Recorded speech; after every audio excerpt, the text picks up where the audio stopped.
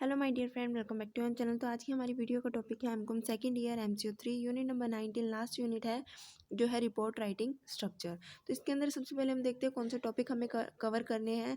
सबसे पहला आता है purpose of report, meaning, types of report, stages in preparation of report, characteristic of a good report, structure of the research report जिसके अंदर हमें पढ़ना है प्री फैक्ट्री आइटम यानी कि इंट्रोडक्शन। उसके बाद आता है टेक्स्ट या बॉडी ऑफ द रिपोर्ट। उसके बाद आता है terminal items and last topic है इसका चेकलिस्ट फॉर द रिपोर्ट। ये सारे टॉपिक हम एक एक करके कवर करते हैं। सबसे पहले इंट्रोडक्शन पढ़ लेते हैं कि पूरी यूनिट के अंदर हमें एक्चुअली में क्या पढ़ना है। The last and the final phase of the journey in research is writing of the report. यानी कि हमने स्टार्टिंग कहाँ से की थी, डाटा सबसे पहले हमने प्रॉब्लम देखी, उस प्रॉब्लम के सॉल्यूशन के लिए हमने रिसर्च स्टार्ट की ताकि हमें नॉलेज मिले, ताकि हमें उस प्रॉब्लम का सॉल्यूशन मिले।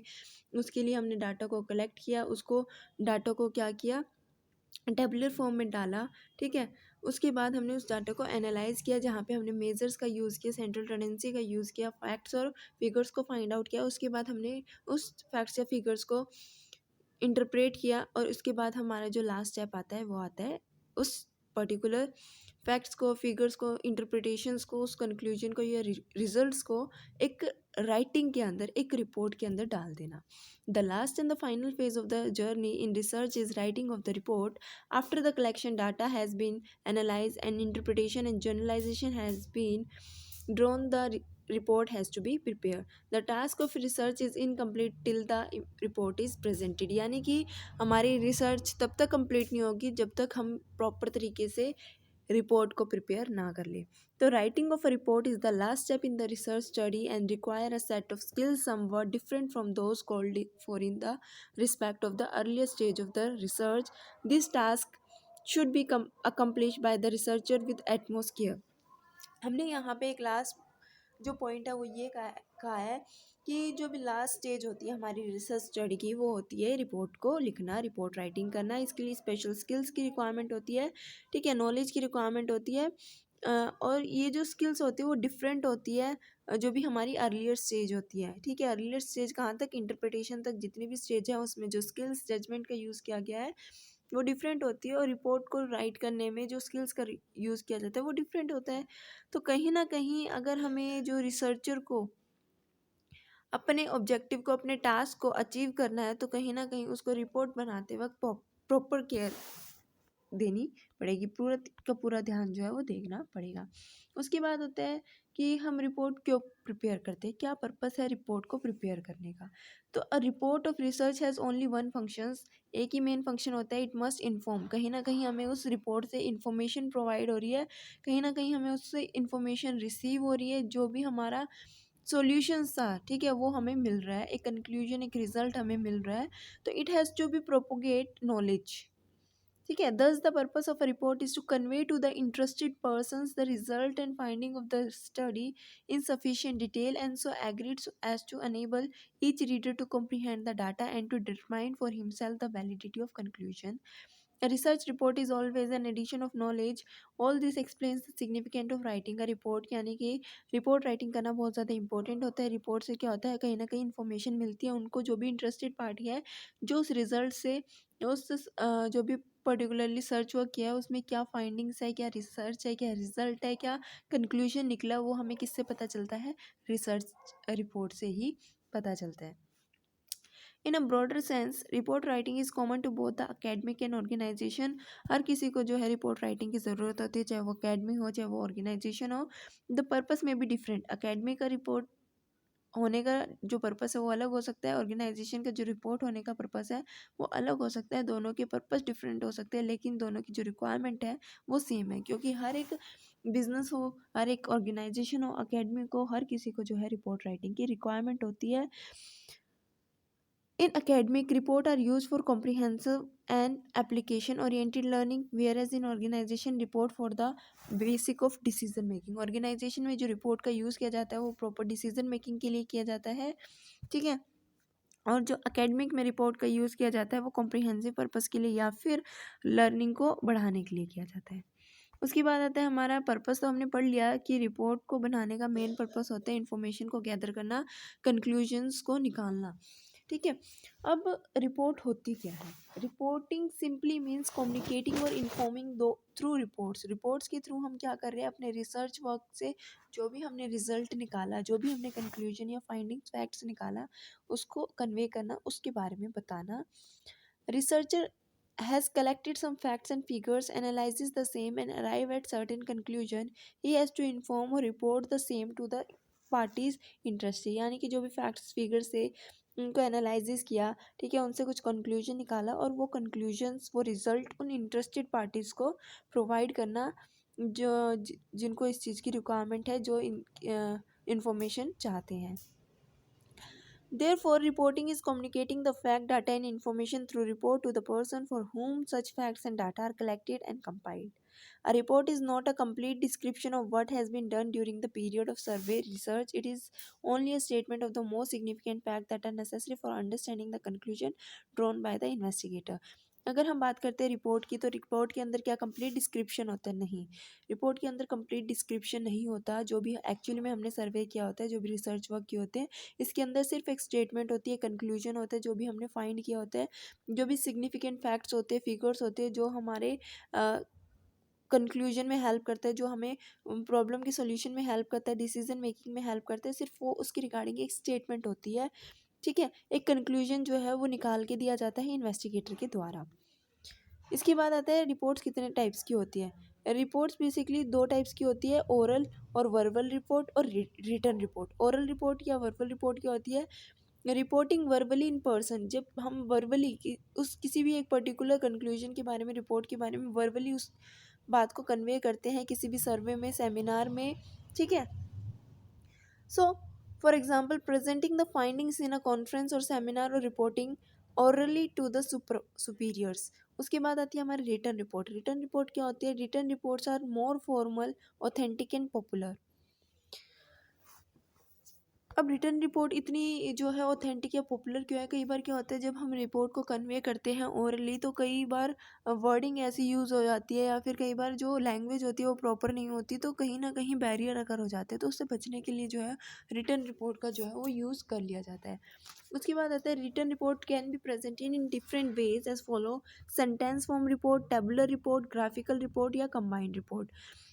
तो ये कुछ टाइप्स होते हैं रिपोर्ट के, ठीक है। रिपोर्ट्स को जो है वो डिफरेंट वे में प्रेजेंट किया जा सकता है। Generally this is the most popular research report, very greatly in length and types. In each individual cases, both the length and the forms are largely dedicated by the purpose of the study and problem at hand। यानी कि जो हमने two types की report पढ़ी है, oral report और written report, इन दोनों की लेंथ और जो फॉर्म्स है, ठीक है, वो क्या है, डिपेंड करती है कि किस तरीके की प्रॉब्लम हमारे सामने है। For example business organisation generally prefer reports in letter form that too short in length. Bank, insurance, and other financial institutions generally prefer figures form in tables. The report prepared by government bureaus, inquiry commissions are generally very comprehensive on the issues involved। यानी कि example में हमें given है कि जो भी report prepare की जाती है वो डिफरेंट होती है अकॉर्डिंग टू द प्रॉब्लम। ठीक है, कि किस तरीके की हमें स्टडी चाहिए, किस तरीके का हमें कंक्लूजन चाहिए, उसके बेसिस पे जो है रिपोर्ट को प्रिपेयर किया जाता है। बिजनेस ऑर्गेनाइजेशन जो है वो लेटर फॉर्म में रिपोर्ट को प्रिपेयर करते हैं। बैंक्स, इंश्योरेंस वगैरह क्या करते हैं, या जो फाइनेंशियल इंस्टीट्यूशंस होते हैं वो टेबल फॉर्म में या फिगर फॉर्म में जो है रिपोर्ट को जनरली बनाने की कोशिश करते हैं। अगर हम गवर्नमेंट ब्यूरोज या इंक्वायरी कमीशन की बात करें, तो जो इनकी रिपोर्ट होती है वो कॉम्प्रहेंसिव फॉर्म में होती है, ठीक है, ज़्यादा डिटेल फॉर्म में होती है, जिसके अंदर प्रॉपरली इश्यूज इन्वॉल्व होते हैं कि क्यों रिपोर्ट जो है वो प्रिपेयर की गई है। It is thus clear that the result of a research inquiry can be present in a number of ways. They may be termed as a technical report, popular report, article and monography। यानी कि report को क्या किया गया है, different way में present किया गया है। बहुत सारे तरीके हैं रिपोर्ट को प्रेजेंट करने के। टेक्निकली रिपोर्ट को हम प्रेजेंट कर सकते हैं।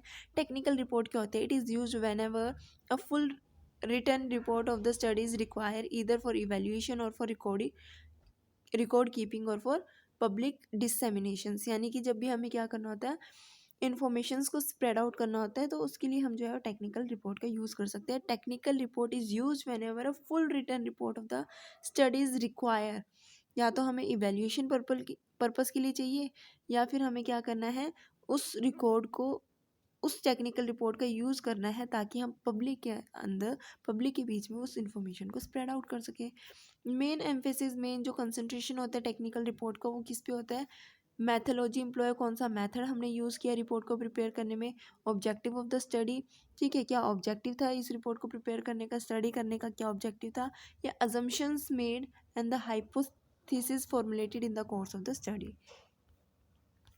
उसके बाद आता है how and from what sources the data are collected and how have the data been analyse, कहाँ से, किस सोर्स से डाटा को कलेक्ट किया गया है, कि किस तरीके से उसको एनालाइज किया गया है, detail presentation of finding with evidences and there limitations. तो ये थी टेक्निकल रिपोर्ट। उसके बाद आती है popular report.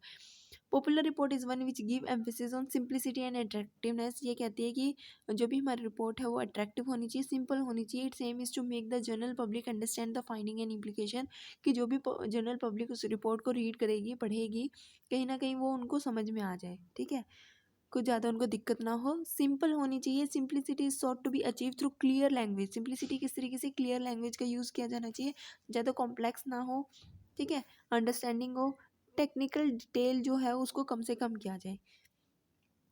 Attention of the reader is to sought to be achieve through attractive layouts, liberal use of graphs, charts, diagram and pictures. यहाँ पे कहा गया है कि किस तरीके से हम जो हमारा रीडर है उसकी अटेंशन को अट्रैक्ट कर सकते हैं, डायग्राम, चार्ट, फिगर्स, पिक्चर्स, इनके थ्रू।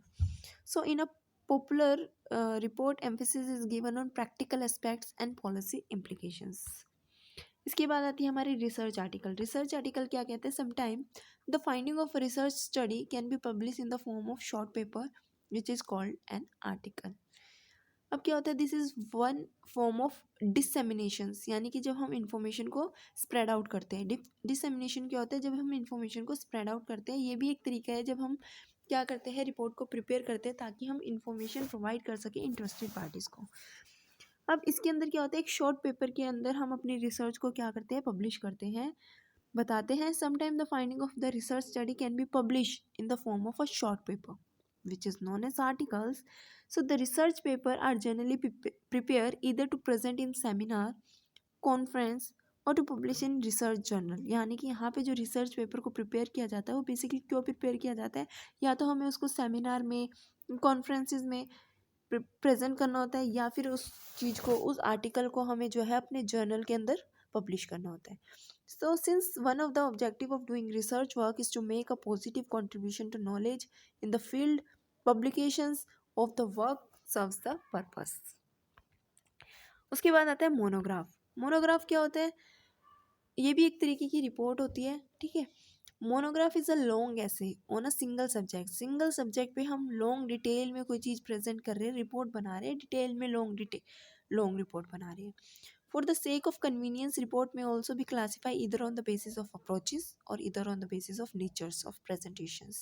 So यहाँ पे कितने तरीके की रिपोर्ट होती है? जनरल रिपोर्ट आती है, बिजनेस रिपोर्ट आती है, प्रोजेक्ट रिपोर्ट आते हैं, डिसर्टेशंस, इंक्वायरी रिपोर्ट जिसको हम कमीशन रिपोर्ट भी बोलते हैं, और लास्ट आता है हमारा थीसिस। सो एक एक करके इन सबके बारे में जानते हैं। जनरल रिपोर्ट क्या होती है पहले ये देखते हैं। Report prepared by journalist. जो रिपोर्ट जर्नलिस्ट के द्वारा प्रिपेयर किए जाते हैं ताकि वो उसको क्या कर सके, पब्लिश कर सके मीडिया के अंदर, उसको हम बोलते हैं journalist report. This report have news and information value. उसके बाद आती है हमारी business report. It may be defined as report for business communications from one departmental head to another, one functional area to another, or even from top to bottom in the organizational structure or any specific aspect of business activity। There are observational report which facilitate business decision। तो business report basically क्या होती है? जब हम business के अंदर ही report का use करते हैं, एक डिपार्टमेंट से दूसरे डिपार्टमेंट में, एक फंक्शन से दूसरे फंक्शंस में, टॉप से बॉटम में, या किसी भी तरीके की एस्पेक्ट्स को फुलफिल करने के लिए हम जब बिजनेस रिपोर्ट का यूज़ करते हैं। इसके बाद आती है हमारी प्रोजेक्ट रिपोर्ट। प्रोजेक्ट रिपोर्ट क्या होती है? It is the report on a project undertaken by individual और a group of individual relating to any functional area और any segment of a functional area और any aspect of business, industry और society. जब किसी एक particular project के लिए कोई एक इंडिविजुअल या कोई ग्रुप ऑफ पर्सन क्या करते हैं, रिपोर्ट को प्रिपेयर किया जाता है, तो उसको हम बोलते हैं प्रोजेक्ट रिपोर्ट। सजेशंस, ये होता क्या है? It is a detail report on the subject of study, जिसके ऊपर भी हम स्टडी कर रहे हैं उसमें हम क्या कर रहे हैं, एक तरीके से डिटेल रिपोर्ट बना रहे हैं। सो डिसरेशंस क्या होता है? Are generally use as document to be submitted for the acquisition of higher research degree. जब हम क्या कर रहे हैं, हायर रिसर्च वर्क कर रहे हैं from a university academic institutions, so यहाँ पे क्या है, the thesis is an example in point.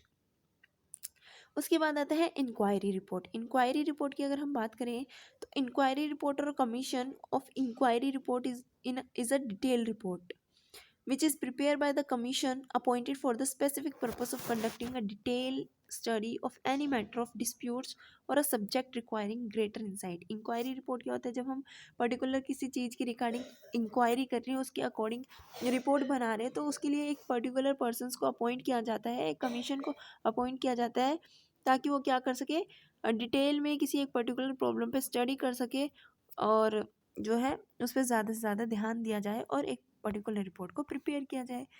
ठीक है, तो ये थी आज की हमारी वीडियो। आई होप आप सभी को यहाँ तक जो है वो अच्छे से क्लियर हो गया होगा, समझ में आ गया होगा। आज की वीडियो में हमने पढ़ी कि रिपोर्ट बनाने का पर्पस क्या होता है, या रिपोर्ट का मीनिंग क्या होता है, और टाइप्स ऑफ रिपोर्ट क्या होते हैं। ठीक है, वीडियो अच्छी लगी तो लाइक शेयर सब्सक्राइब करना मत भूलना। Thanks for watching.